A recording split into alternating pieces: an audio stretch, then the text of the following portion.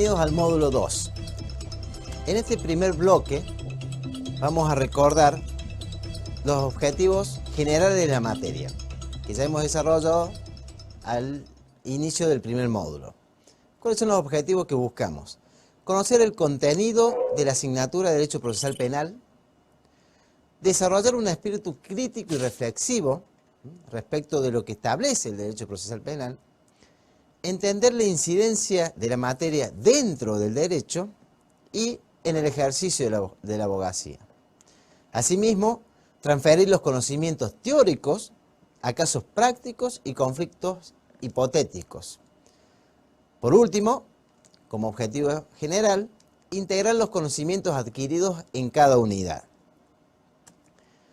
Como esquema conceptual de la materia, hemos mencionado que el proceso penal en un delito de acción pública tiene dos etapas o dos momentos principales: la investigación penal preparatoria y el juicio.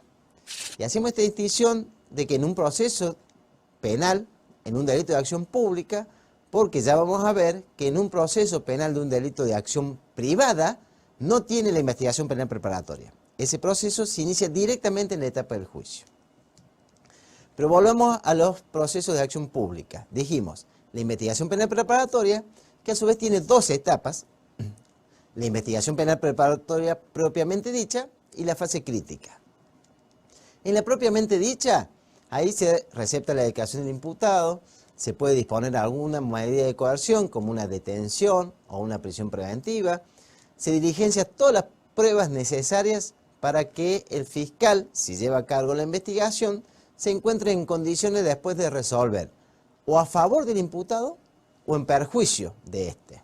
Es decir, durante la investigación penal preparatoria propiamente dicha, se van a receptar testimonios, se van a ordenar pericias, se van a disponer informativas, se van a ordenar también secuestro de documentos, por ejemplo. Cuestión de que cuando esta investigación se considera cumplida, ingresamos a la fase crítica. En esta fase crítica ya hemos dicho que es de pura reflexión.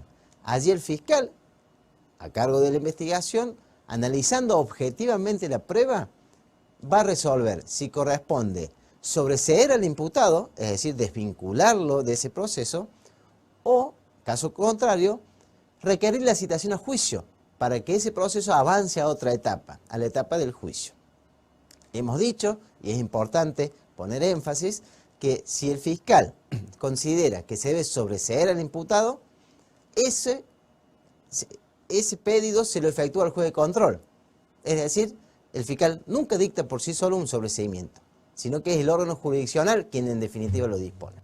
Por el contrario, si el fiscal considera que debe avanzar el proceso a la otra etapa, él mismo, sin solicitárselo a nadie, formula el requerimiento de citación a juicio.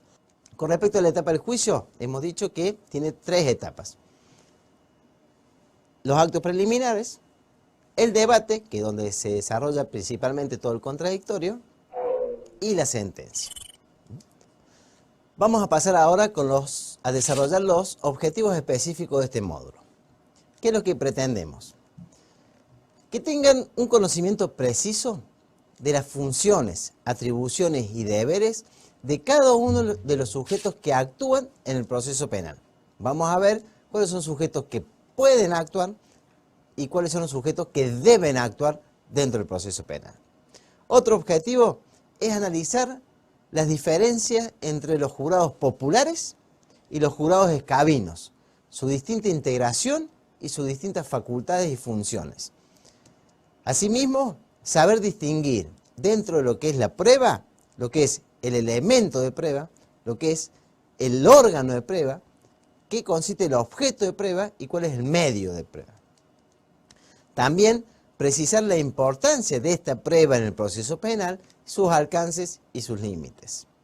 Y por último, conocer con precisión cuándo es posible aplicar una medida de coerción personal en contra del imputado, sus funciones y sus límites. Dentro del esquema conceptual de este módulo, vemos los distintos sujetos que pueden actuar en este proceso. Y así vemos, por una parte, aquellos que necesariamente deben participar.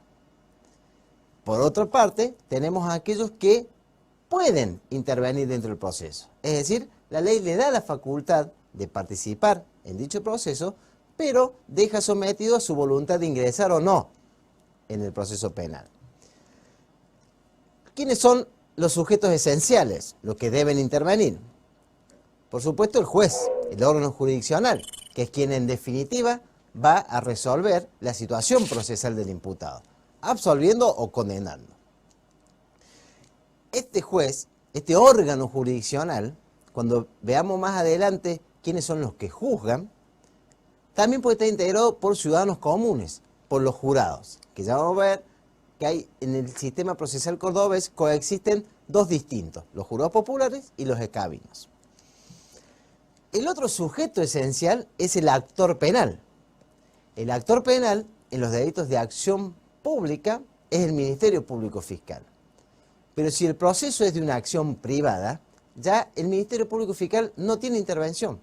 Por ello, el actor penal es el querellante, aquel que ejerce la acción privada.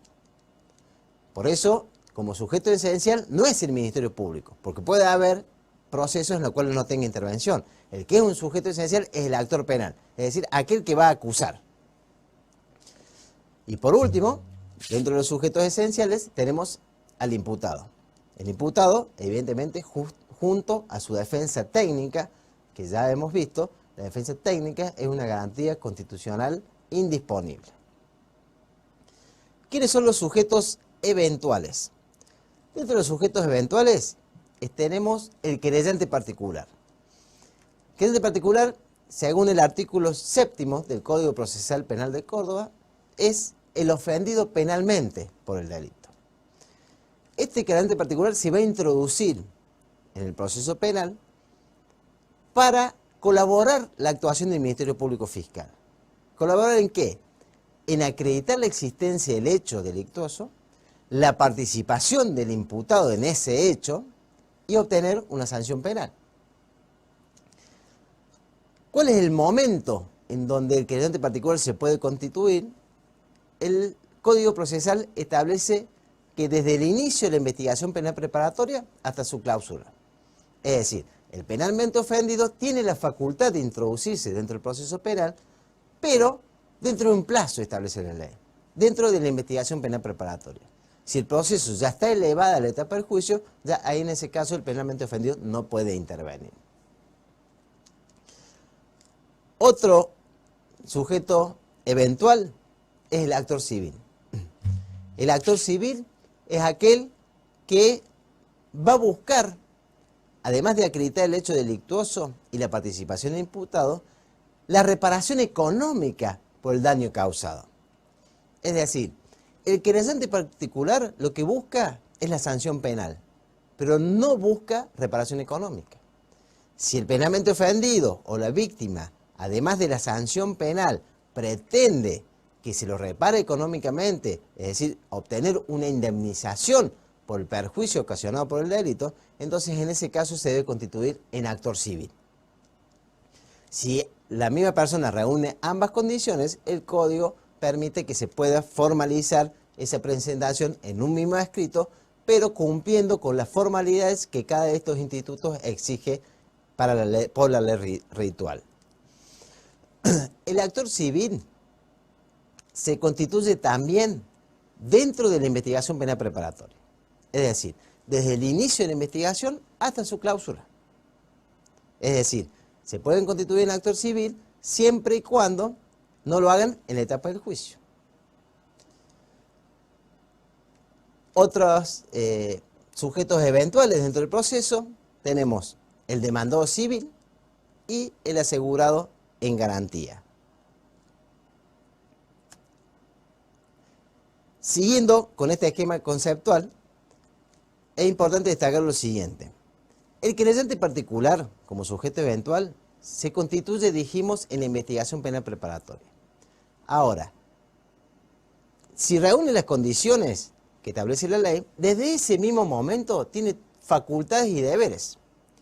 Facultades porque puede proponer diligencias, puede participar en la incorporación de testimonios, por ejemplo, puede proponer peritos de control en las pericias que se dispongan, puede peticionar ante el órgano judicial, sea el fiscal, o ante el órgano jurisdiccional, el juez de instrucción, alguna resolución favorable a sus intereses o en perjuicio del imputado.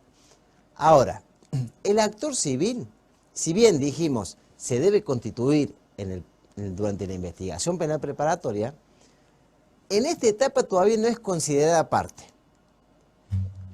El actor civil se presenta ante el querellante el actor civil se presenta ante el fiscal de instrucción que lleva a cabo la investigación y lo único que va a decretar es téngase presente para su oportunidad. Es decir, todavía no es parte, por más que esté reuniendo las condiciones legales. Recién este actor civil va a ser considerada parte en el proceso penal en los actos preliminares, es decir, cuando la etapa esté en el juicio, el proceso esté en la etapa del juicio, más precisamente en el decreto de citación a juicio. Es decir, es el órgano jurisdiccional del juicio quien le va a dar la condición de parte. Y la otra característica importante del actor civil es que todavía no formalizó la demanda. La constitución del actor civil debe reunir ciertas condiciones, pero no es la demanda propiamente dicha. La demanda del actor civil recién se va a formular al momento de los alegatos, en la discusión penal, final. Ahí es donde concreta la demanda. Por último, con respecto al actor civil, cabe decir que no se puede presentar en todos los procesos. Solamente podrá presentarse en aquellos delitos dolosos. En las acciones públicas de delitos dolosos pueden todos los delitos. Ahora, en los culposos solamente podrá constituirse cuando se trate de un homicidio o lesiones gravísimas. Es decir, una víctima de un accidente de tránsito que padece lesiones graves se podrá constituir como creyente particular, pero no como actor civil. Si pretende una reparación económica por el daño sufrido en virtud del delito, deberá formular la demanda respectiva ante los fueros civiles.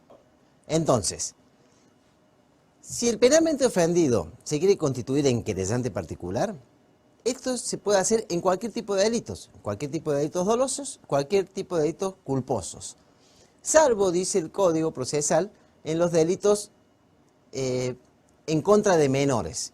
Aunque alguna jurisprudencia, la mayoría diríamos nosotros, que ha declarado inconstitucional esto porque afecta la garantía de la tutela judicial efectiva de la víctima, al impedirle a ésta introducirse dentro del proceso penal. Entonces, el Código Procesal establece que puede constituirse en todos los delitos, menos el incoado contra menores. Pero la jurisprudencia en realidad ha dicho que esto es inconstitucional.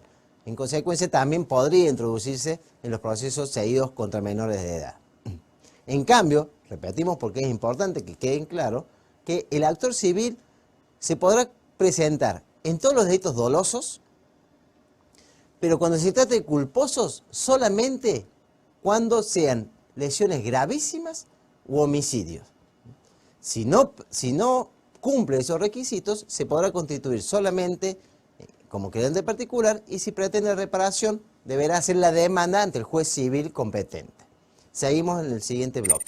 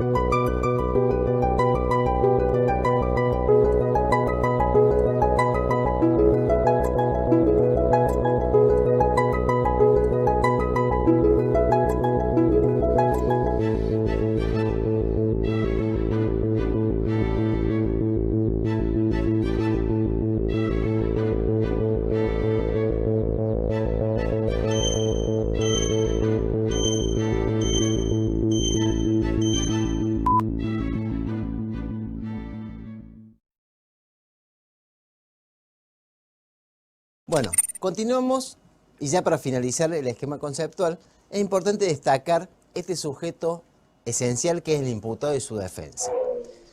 La defensa del imputado tiene un doble aspecto. Una parte es la defensa material, que es la que realiza propiamente el imputado. Es aquella donde el imputado efectúa manifestaciones en descargo del hecho que se le atribuye. Cuando se le toma declaración, se le hace saber el hecho que se le imputa, las pruebas durante su contra, y se le manifiesta que tiene la facultad de declarar o abstenerse de hacerlo. Si opta por abstenerse, ello no implica prueba o presunción alguna en su contra. Ahora, si su opción es la de declarar, entonces ahí está ejerciendo su defensa material, manifestando ya, desconociendo la existencia del hecho o su participación en el mismo, o también confesando su responsabilidad en el hecho que se le atribuye. La otra parte, el otro aspecto de la defensa, es la técnica, es decir, aquella que desarrolla el abogado defensor. Esta defensa técnica es un derecho irrenunciable. Siempre el imputado, de acuerdo al Código Procesal Penal de Córdoba, al momento de declarar debe tener una asistencia técnica, salvo excepcionalmente que se le permite la autodefensa. Pero eso es muy excepcional, ya que aun cuando el imputado quiera autodefenderse, tanto el fiscal como el tribunal puede, en contra de la voluntad del imputado, designarle un abogado de oficio, porque esa defensa, dijimos, es irrenunciable. Y si advierte el tribunal que la autodefensa le está perjudicando, entonces, como esta garantía, dijimos, es una garantía constitucional indisponible, aún de oficio debe respetarse. Incluso, esta defensa técnica no es una mera exigencia formal. Tan es así que ha habido jurisprudencia que ha llegado hasta la Corte Suprema, donde se ha declarado nulo un proceso porque la defensa técnica no hizo nada a favor de su defendido. Es decir, la defensa no es un mero cumplimiento de la forma de que esté presente el abogado, sino que el abogado defensor debe desempeñar su rol eficazmente. No que tenga que ganar el proceso, evidentemente, sino que realmente desarrolle todo aquello que puede ser necesario, pertinente y útil para la defensa del imputado.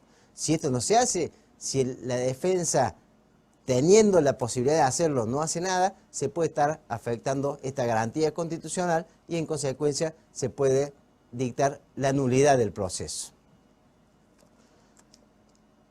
Pasando al otro esquema conceptual que ustedes tienen presente, vamos a desarrollar brevemente lo que es la prueba. Dijimos al inicio que hay que saber diferenciar 4 aspectos de las pruebas. Por un lado, el elemento de prueba. Por otro lado, el objeto de prueba. Por el otro, el órgano de prueba. Y por último, el medio de prueba. El elemento de prueba es aquel dato objetivo que se introduce legalmente al proceso. Es un dato que del mundo exterior que alguien, el órgano, lo porta legalmente al proceso. ¿Por qué decimos legalmente? Porque si ese elemento se adquiere en forma ilegal, tampoco tendrá validez. Y tenés así que si a partir de ese elemento se adquieren otros elementos posteriores, esos posteriores que son su consecuencia, tampoco tendrán validez. Todo esto, como ustedes han visto, en virtud de la doctrina del fruto del árbol envenenado. Si un acto es nulo todo lo que sea su consecuencia. Con respecto al objeto de prueba, es lo que se quiere probar, es decir, el objeto de investigación penal preparatoria o del juicio. Ahora, con respecto al órgano de prueba, el sujeto que aporta al proceso ese elemento de prueba. Y el medio de prueba consiste en todas las regulaciones que establece la ley y que se debe cumplir para la incorporación del elemento de prueba. Es decir, para dar un ejemplo, si hablamos de prueba testimonial, el elemento de prueba es la manifestación del testigo, son los dichos del testigo. Los dichos del testigo es el dato objetivo que se incorpora legalmente al proceso. El objeto de prueba es lo que se está investigando, ya sea un homicidio, sea una estafa, unas lesiones. El órgano de prueba, dijimos que es el sujeto que aporta el elemento de prueba. Entonces, por órgano, es el testigo. testigo mismo. Y el medio de prueba son todas las regulaciones que establece la ley procesal de prueba testimonial. Haciendo otro ejemplo con respecto a la prueba pericial, por ejemplo, el elemento de prueba son las conclusiones periciales. El objeto de prueba es el objeto de investigación. El órgano de prueba es el perito, que es el que introduce el dictamen pericial. Y el medio de prueba son todas las regulaciones que establece el Código Procesal como medio de prueba.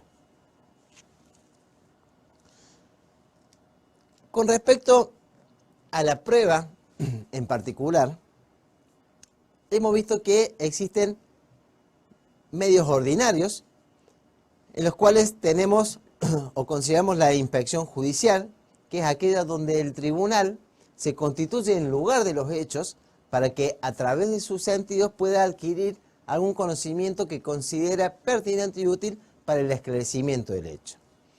La inspección ocular es la antiguamente llamada inspección ocular, pero ya más modernamente se denomina de esta forma porque inspección ocular hace mención a que solamente adquirir conocimiento a través de los ojos.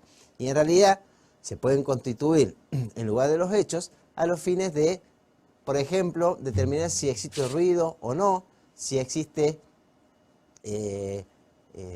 cómo se puede observar también, si existe algún tipo de olor para corroborar qué dice alguno de los testigos en ese juicio. La reconstrucción es aquella recreación artificial de cómo se considera que puede haber sucedido